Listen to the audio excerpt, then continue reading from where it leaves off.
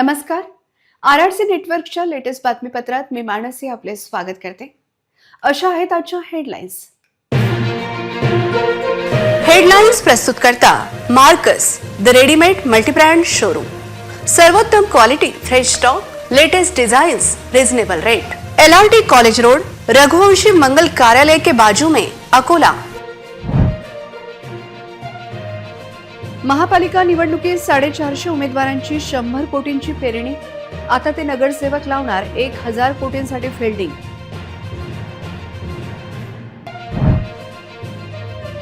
भाजपच्या सत्ता स्थापनेसाठी हालचालींना आला वेग. भाजपा 41 हा जादुई आकडा पार करणार काय, प्रश्नच.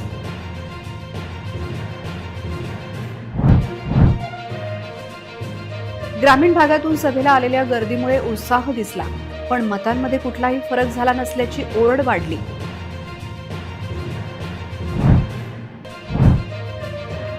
उमेदवार निवडीतील चूक भाजपला भोवली. 60 पार व बहुमताचे स्वप्न भंगले, काँग्रेसची मुसंडी.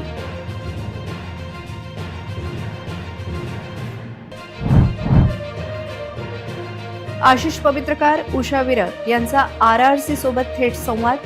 सत्ता स्थापनेत महत्वाची भूमिका बजावणार 4 नगरसेवक.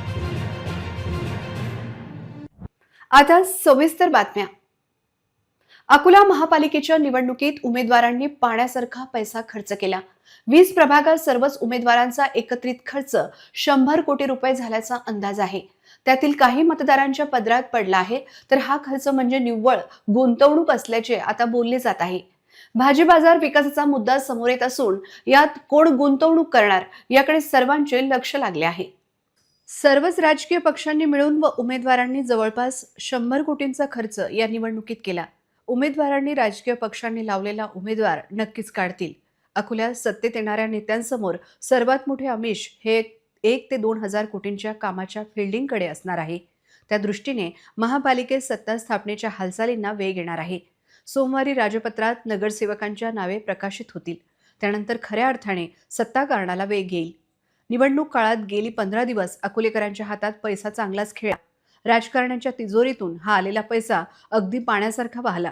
आता मात्र राजकारण्यांनी गुंतवणूक केलेल्या पैशांची परतफेड कशी होते याचा आराखडा आखणे सुरू केले आहे.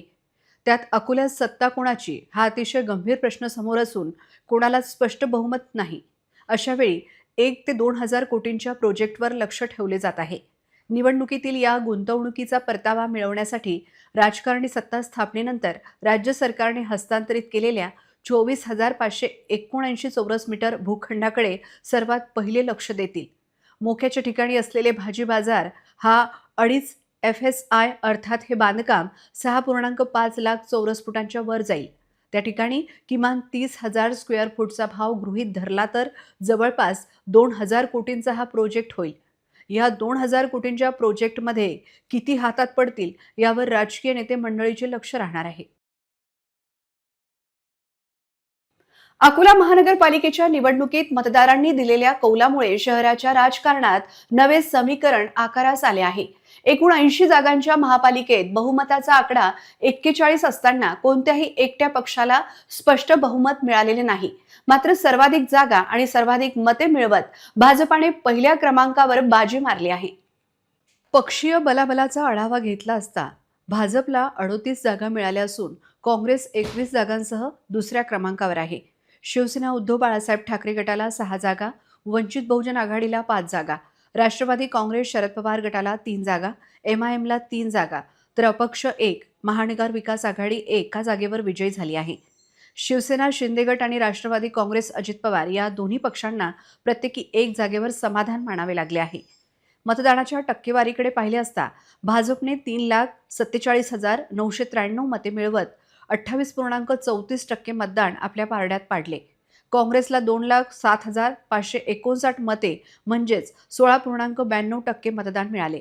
शिवसेना उभाठा गटाने 1,42,050 मते 11.58% मिळवत तिसरा क्रमांक राखला.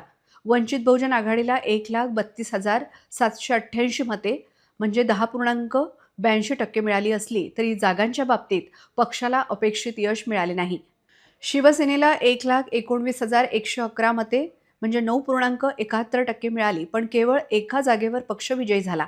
MIMला 82,358 मते म्हणजे 6.71% मिळाली असून 3 जागांवर विजय मिळवण्यात पक्षाला यश आले. राष्ट्रवादी काँग्रेस अजित पवार गटाला 53,993 मते म्हणजे 4.40%, अपक्षांना 42,974 मते म्हणजे 3.50%, तर राष्ट्रवादी काँग्रेस शरद पवार गटाला 36,776 मते म्हणजे 3% मिळाली. मतांची टक्केवारी आणि मिळालेल्या जागांमधील तफावत हा या निवडणुकीचा महत्त्वाचा मुद्दा ठरला आहे. भाजप बहुमताच्या उंबरठ्याजवळ पोहोचला असला तरी सत्ता स्थापनेसाठी आता युती आणि पाठिंब्याच्या राजकारणाला वेग येण्याची शक्यता आहे. अकोला महापालिकेच्या सत्तेची चावी कोणाच्या हाती जाणार याकडे आता सर्वांचे लक्ष लागले आहे. अकोला महानगरपालिकेच्या निवडणुकीत राज्याच्या बड्या नेत्यांनी सभांचा धडाका लावला होता. मात्र या सभांचा फायदा नेमका कोणाला झाला आणि कोणाला फटका बसला याचे रंजक विश्लेषण आता समोर येत आहे. मुख्यमंत्री देवेंद्र फडणवीस, एकनाथ शिंदे आणि असुद्दीन ओवेसी यांच्या सभांची शहरात मोठी चर्चा झाली. भाजपने मुख्यमंत्री देवेंद्र फडणवीस यांच्या सभांच्या माध्यमातून प्रचारात मोठी आघाडी घेतली होती. फडणवीसांनी रस्ते विकास आणि लाडकी बहीण योजनेचा दाखला देत आश्वासनं दिली होती. भाजप सर्वात मोठा पक्ष ठरला तरी त्यांना गेल्या वेळच्या तुलनेत जागा वाढवता आल्या नाहीत. मुख्यमंत्री एकनाथ शिंदे यांची सभा ज्या भागात झाली तिथे शिवसेनेला अपेक्षित यश मिळाले नाही. त्यांना केवळ एकाच जागेवर समाधान मानावे लागले. शिंदेंनी भाषणातून भाजपवर अप्रत्यक्ष टीका देखील केली होती. काँग्रेसने खासदार इम्रान प्रतापगडी यांच्या सभाचे यश अधोरेखित झाले. यांचा फायदा त्यांना जागा वाढवण्यात झाल्याचे दिसून येत आहे. खासदार असुद्दीन ओवेसी यांच्या 2 सभा जुन्या शहरात झाल्या. परिणामी MIMने एकावरून 3 जागांवर झेप घेत आपली ताकद वाढवली आहे. भाजप व शिवसेनेच्या मतदारांनी केवळ वरवरचा विकास नाकारल्याचे राजकीय विश्लेषकांचे मत आहे. सत्तेवर असलेल्या पक्षांना अँटी इन्कम्बन्सी असा बंडखोरीचा मोठा फटका बसला आहे. लाडकी बहीण यासारख्या योजनांचा प्रचार होऊनही भाजपला स्वबळावर सत्ता मिळवता आली नाही. हे या निकालाचे सर्वात मोठे वैशिष्ट्य ठरले आहे. महापालिका निवडणुकीच्या जाहीर झालेल्या निकालांनी राजकीय समीकरणे बदलून टाकली आहेत. भाजप 38 जागांसह सर्वात मोठा पक्ष ठरला असला तरी स्वबळावर सत्ता स्थापन करण्याचे त्याचे स्वप्न अपूर्ण राहिले आहे. दुसरीकडे काँग्रेसने 21 जागांवर विजय मिळवत जोरदार मुसंडी मारली आहे. भाजप नेत्यांनी 60 पारचा नारा दिला होता. त्या नाऱ्याचे झाले काय असा प्रश्न उपस्थित होत आहे. मी देवेंद्रजींना आज अभिवादन देतो की भाऊ, पुढच्या वेळेस जेव्हा याल तेव्हा विजयी सभेसाठी याल. मागच्या वेळेस आलो, तुम्ही सभा घेतली होती, तुम्ही 50चं आवाहन केलं होतं, आपण 48 जागा दिल्या. आज आम्ही या तमाम अकोलेकरांच्या वतीनं तुम्हाला आश्वासन देतो, तुम्हाला वचन देतो की पुढच्या विजयी सभेत येताना 60+ नगरसेवक घेऊन येऊ आणि मगच तुम्हाला आम्ही समोर येत जाऊ हे अभिवचन देतो. रणधीर भाऊंनी जे टार्गेट या ठिकाणी सांगितलं 60 पार, ते टार्गेट आपली महायुती निश्चितपणे पार करेल हा विश्वास या निमित्ताने मी व्यक्त करतो. अनेक प्रभागात विद्यमान आणि अनुभवी नगरसेवकांना डावलून नवीन चेहऱ्यांना संधी देण्यात आली. यामुळे पक्षांतर्गत नाराजी पसरली आणि त्याचा फटका पक्षाच्या अधिकृत उमेदवारांना बसला. तिकीट नाकारलेल्या काहींनी अपक्ष निवडणूक लढवून भाजपच्या मतांचे विभाजन केले. पाणी पुरवठा आणि मूलभूत सुविधांच्या नियोजनातील त्रुटींमुळे मतदारांमध्ये नाराजी होती. अँटी इन्कम्बन्सीचा अर्थात सत्ताविरोधी लाट फटका बसल्याने गेल्या वेळच्या तुलनेत भाजपच्या जागा घटल्या. अकोला महानगरपालिकेत आता युतीचे सरकार स्थापन करावे लागणार आहे. जरी भाजप सर्वात मोठा पक्ष असला तरी मॅजिक फिगर गाठण्यासाठी त्यांना इतर लहान पक्ष आणि अपक्षांच्या पाठिंब्याची गरज भासणार आहे.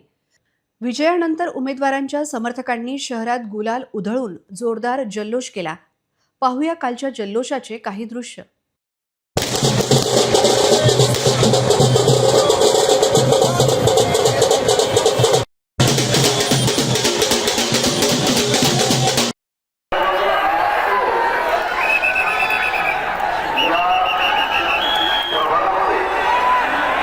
अकोला महानगरपालिकेच्या निवडणुकीत कोणत्याही एका पक्षाला स्पष्ट बहुमत न मिळाल्याने सत्तेचा पेच निर्माण झाला आहे. 80 जागांच्या सभागृहात बहुमतासाठी 41चा आकडा गाठणे आवश्यक असताना 38 जागा जिंकून भाजप सर्वात मोठा पक्ष ठरला आहे. दुसरीकडे 21 जागांसह काँग्रेसने दुसऱ्या क्रमांकावर झेप घेतली असून दोन्ही आघाड्यांनी सत्ता स्थापनेसाठी जोरदार मोर्चे बांधणी सुरू केली आहे. भाजपला बहुमतासाठी केवळ 3 जागांची गरज आहे. भाजपकडे स्वतःचे 38 नगरसेवक आहेत. महायुतीमधील मित्रपक्ष असलेला शिंदे यांची शिवसेना 1 आणि अजित पवार यांची राष्ट्रवादी 1 यांना सोबत घेतल्यास हा आकडा 40 पर्यंत पोहोचतो. भाजपचे माजी राज्यमंत्री डॉक्टर रणजित पाटील यांचे पुतणे आणि अपक्ष उमेदवार आशिष पवित्रकार हे भाजपमध्ये परतण्याची दाट शक्यता आहे. तसेच अकोला विकास समितीच्या एका विजयी उमेदवारालाही आपल्या गळाला लावून भाजप 42चा आकडा गाठून सत्ता स्थापन करण्याच्या तयारीत आहे. दुसरीकडे काँग्रेसनेही हार मानलेली नाही. महाविकास आघाडीतील घटक पक्ष आणि इतर लहान पक्षांना एकत्र करून सत्ता खेचून आणण्याचे प्रयत्न सुरू आहेत. काँग्रेसचे 21, ठाकरे गटाचे 6, शरद पवार गटाचे 3, वंचितचे 5 आणि MIMचे 3 नगरसेवक एकत्र आल्यास हा आकडा 38 होतो.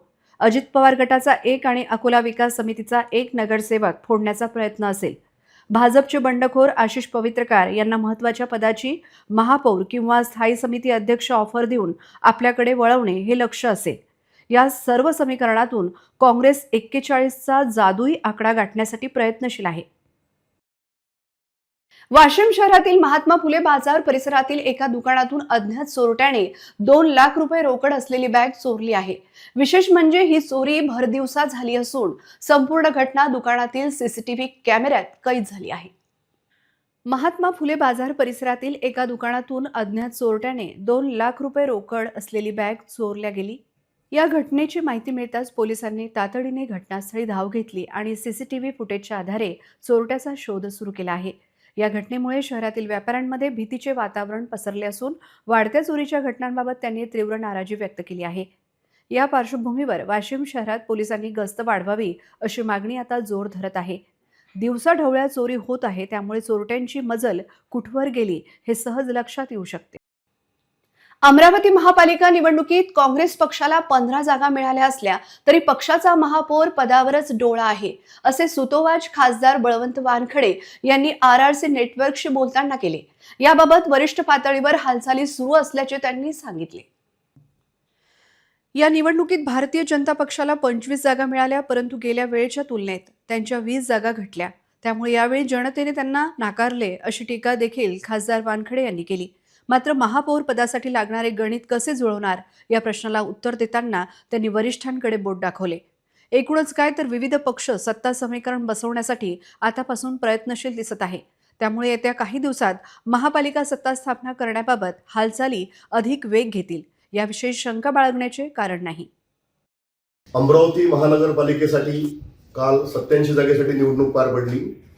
याच्यामध्ये काँग्रेसला 15 जागांवर यश मिळालेलं आहे. आपल्यासोबत अमरावतीचे खासदार बळवंत वानखडे आहेत. तर मी त्यांना विचारतो, बळवंत भाऊ, काँग्रेसला 15 जागा मिळालेल्या आहेत, या यशाकडे आपण कसं पाहता? शेवटी तो जनतेचा कौल आहे आणि लोकशाहीत जनतेच्या कौल याला मान्य करावंच लागते. तर आमचं चांगलं प्रदर्शन राहिलं एवढंच मी या निमित्तानं म्हणेन. कारण जे काही आमचे उमेदवार आहेत प्रत्येक प्रभागातले उमेदवार हे थोड्या फरकानं निवडणूक हरलेले आहेत. लोकांनी चांगलं भरभरून प्रेम केलं. त्याचबरोबर मला हे म्हणायचं आहे की जे काही तुम्ही भाजप सांगताय ते मागच्या वेळेस एकूण 45 जागावर त्यांचा विजय होता. आज केवळ 25 जागावर त्यांचा विजय थांबलेला आहे. ही नाकारून चालणार नाही. म्हणजे मला असं म्हणायचं आहे की जनतेनं भाजपला नाकारलं. या निवडणुकीमध्ये कुठल्याही पक्षाला स्पष्ट बहुमत मिळालेलं नाहीये. भाजपला सुद्धा 25 जागा मिळालेल्या आहे, काँग्रेसला 15 जागा मिळालेल्या आहे. भाजप सुद्धा महापौर बसवण्यासाठी प्रयत्न करेल. तर काँग्रेसचा काही असा यशस्वी प्रयत्न आहे का की सगळे एकत्र येऊन महापौर बसवण्याच्या संदर्भात काय वाटते आपल्याला? निश्चितच काँग्रेस या काळात, आगामी काळात तो तशा प्रकारचा आमचा प्रयत्न आहे. वरिष्ठ त्यामध्ये जुटलेले आहेत आणि लवकरच त्याचं फलित सुद्धा आपल्याला पाहायला मिळेल. अकोट तालुक्यासह परिसरात वन्य प्राण्यांनी उच्छाद मांडला आहे. शेती पिकांच्या नुकसानीसोबतच आता मानवी जीवनही संकटात आहे. वन्य प्राण्यांच्या वाढत्या हल्ल्यामुळे या परिसरातील नागरिकांमध्ये व शेतमजुरांमध्ये भीतीचे वातावरण पसरले असून वन विभागाने याचा तातडीने बंदोबस्त करावा, अन्यथा आम्हाला रस्त्यावर उतरून तीव्र आंदोलन छेडावे लागेल, असा कडक इशारा शेतकरी संघटना विदर्भाचे अध्यक्ष लक्ष्मीकांत कौटकर यांनी दिला आहे. शहापूर येथील वन्य प्राण्यांच्या हल्ल्यामध्ये जखमी झालेल्या हुसेन सुरतने व कुटुंबियांची नुकतीच भेट घेतली, त्यांच्या समस्या जाणून घेतल्या. वन कर्मचारी यांच्याविषयी तीव्र नाराजी व्यक्त केली. वन्य प्राण्यांच्या नियंत्रणाची जबाबदारी ही सर्वस्वी वन विभागाची आहे, मात्र विभाग याकडे पूर्णपणे दुर्लक्ष करत असल्याने शेतकऱ्यांच्या मालमत्तेचे आणि पाळीव प्राण्यांचे मोठे नुकसान होत आहे. त्यामुळे वन विभागाने तात्काळ दखल घेऊन वन्य प्राण्यांचा 20 जानेवारीपर्यंत कडक बंदोबस्त करावा, असा अल्टिमेटम दिला आहे. अमरावती महापालिकेत भारतीय जनता पक्षाचा महापौर व्हावा यासाठी युवा स्वाभिमान पक्ष पूर्ण पाठिंबा देणार. भारतीय जनता पक्ष आणि आमच्याकडे बहुमत आहे, त्यामुळे इतरांची आम्हाला गरज राहणार नाही, असे आमदार रवी राणा यांनी RRC नेटवर्कशी बोलताना सांगितले. यावेळी भारतीय जनता पक्षाचे 25, युवा स्वाभिमानचे 15 नगरसेवक निवडून आले. त्यामुळे सत्ता स्थापन करण्याच्या दृष्टीने हालचाली सुरू आहेत.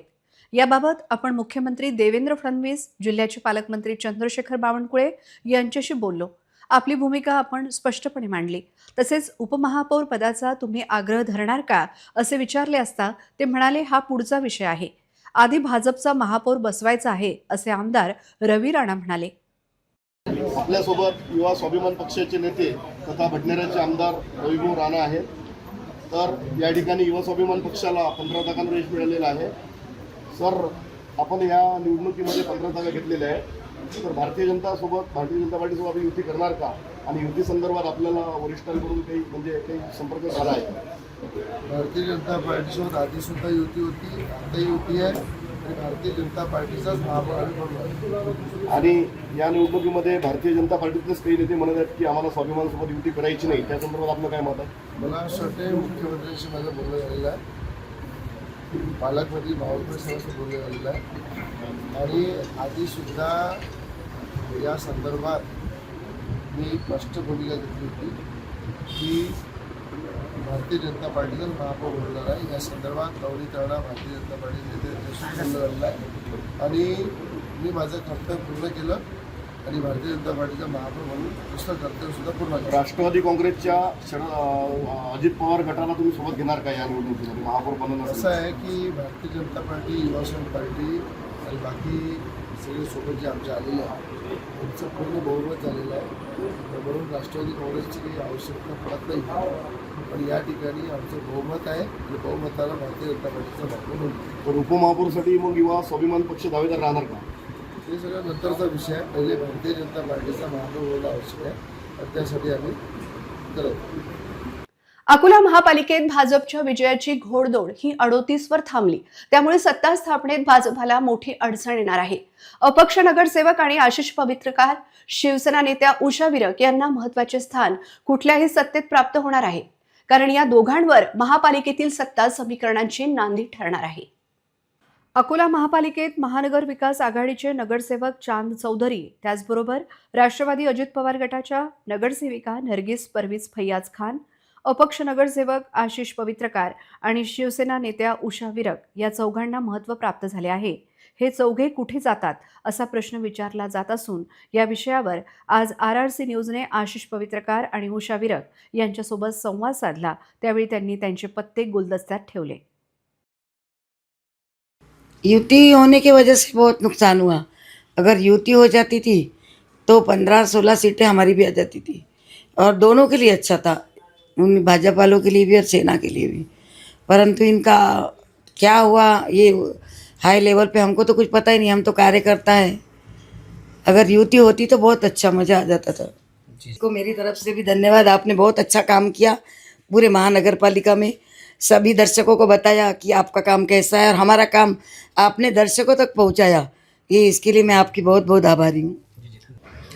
माझा एक प्रश्न हा आहे की आता सत्तेत आपलं काय रोल असणार आहे, कारण की सध्या कोणाचकडे बहुमत नाही आहे आणि सगळेजण प्रयत्न करतील की आपली सत्ता आली पाहिजे, तर आपलं काय ॲक्शन राहणार आहे त्यामध्ये? असं आहे की मी जनतेच्या नगरसेवक झालेला आहो. मला कोणत्या पक्षातून मी उभा नाही राहिलेला आहो. त्यांनी सर्वांनी म्हटलं म्हणून मी अपक्ष उभा राहिलेलो. आणि आता ते जे ठरवतील ते योग्य वेळ जेव्हा येईल तेव्हा उत्तर देऊ ना त्याच्यावर. काही चान्सेस आहेत बीजेपीमध्ये पुन्हा कनेक्ट व्हायचे? योग्य वेळी योग्य उत्तर देणं बरोबर आहे. सर्वांची लोकांची सर्वांचे सहमत घेऊ आणि ते जे म्हणतील त्या हिशोबाने मी उत्तर देणार. खरं सांगतो की आता जे म्हणजे माझं जे काम केलेलं आहे मी, ते काम जे आहे ते काम जे बोलते म्हणतात ना ते खरंच बोललं. कारण कामाची की पावती मिळाली. कामाची पावती जी आहे ती मला जनतेने मतरूपी दिलेली आहे. माझ्या प्रभागात 70% मी कामं केलेली आहेत. आता काय आहे, जसं आता बिल्डिंग तर तयार झालेली आहे, त्याला इंटिरियर बाकी आहे थोडं. तर आता जे पॉलिशचं काम आहे, ती पॉलिश म्हणजे एकमेव विदर्भाचा असा प्रभाग बनवून टाकू किंवा सगळे बघत राहतील की काय जशी स्मार्ट सिटी असते तसा स्मार्ट प्रभाग बनवून टाकतो मी माझा प्रभाग. RRCचे तर पहिल्या दिवसापासून मी धन्यवाद मानतो, कारण की त्यांनी पहिला इंटरव्ह्यू जो घेतला होता तो इंटरव्ह्यू एवढा चर्चेत राहिला होता. आणि आता पण तुम्ही तो सहकार्य नेहमीच आहे माझ्यासोबत, त्याबद्दल तुमचे खूप खूप धन्यवाद मागतो. पुन्हा एक नजर टाकूया आजच्या प्रमुख घडामोडींवर. हेडलाईन्स प्रस्तुत करता Marcus the readymade multibrand showroom. सर्वोत्तम quality, fresh stock, latest designs, reasonable rate. LRT college road, Raghuvanshi मंगल कार्यालय के बाजू में, अकोला. महापालिका निवडणुकीत 450 उमेदवारांची 100 कोटींची पेरणी. आता ते नगरसेवक लावणार 1000 कोटींसाठी फिल्डिंग.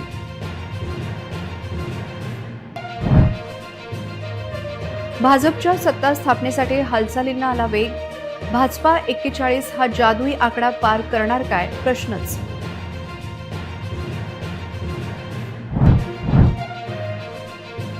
ग्रामीण भागातून सभेला आलेल्या गर्दीमुळे उत्साह दिसला, पण मतांमध्ये कुठलाही फरक झाला नसल्याची ओरड वाढली.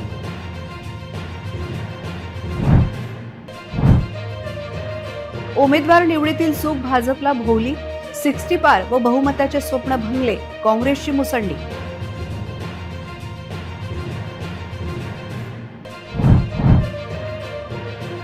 आशिष पवित्रकार, उषा विरक यांचा RRC सोबत थेट संवाद. सत्ता स्थापनेत महत्वाची भूमिका बजावणार 4 नगरसेवक. बातम्यांसाठी तुम्ही पाहत रहा RRC news. 2,44,000 दर्शकांनी RRC digital Akola हे युट्यूब चॅनल सबस्क्राईब केले आहे. तेव्हा तुम्ही कसली वाट पाहत आहात?